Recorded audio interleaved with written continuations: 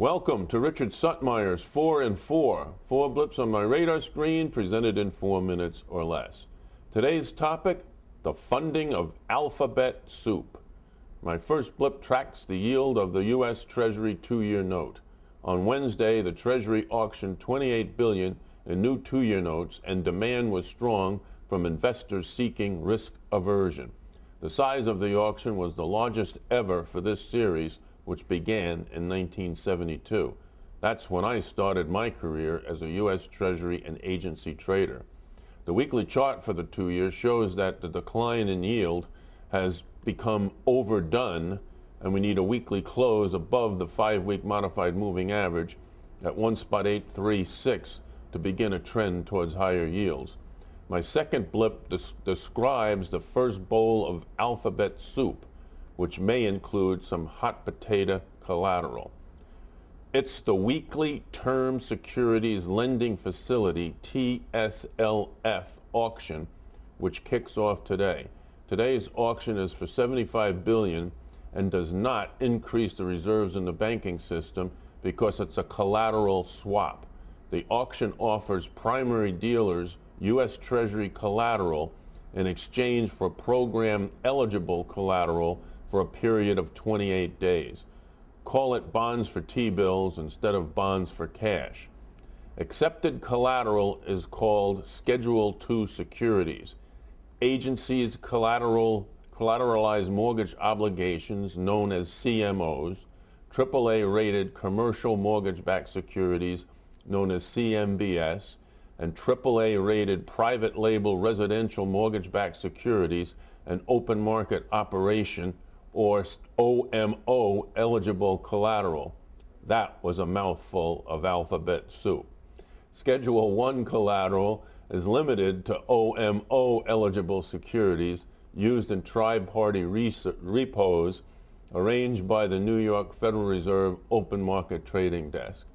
The New York Fed is authorized to lend a total of $200 billion in this program, and the second auction is scheduled for April 3. My third blip describes the daily bowl of alphabet soup called the Primary Dealer Credit Facility, PDCF. This is a program that allows primary dealers to obtain cash from the Federal Reserve at the discount rate, which stands at 2.5% or 25 basis points above the 2.25% federal funds rate. The program offers a primary dealer an unlimited amount of cash, pledging a broad range of collateral that is eligible for tri-party repo with the open market trading desk. U.S. Treasuries, agencies, agency mortgage-backed securities, and other investment-grade and priced securities, including corporates, munis, MBS, ABS, CDOs, CLOs, MTS, and auction-rated notes, etc. Alphabet soups with subprime ingredients do not qualify, so it's no soup for you. My fourth blip looks at the bottoming pattern for the yield of the U.S. Treasury 30-year bond. I project that the yield on the bond will stay above 4% and will be trending towards 4.70, where the 200-day simple moving average resides. The 30-year yield is nearly unchanged for the year. Mortgage rates may have stayed relatively high, and will likely stay high, given the alphabet soup of securities on the books of primary dealers and their clients.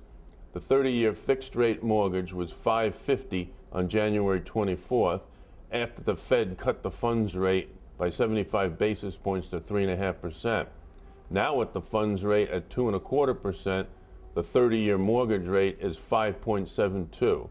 The spread for jumbo mortgages has jumped from 100 basis points to 150 basis points, with the rate at 7.23.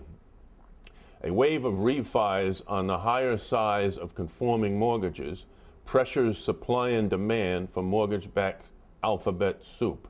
Mortgages higher above these higher ceilings become harder to pass credit standards.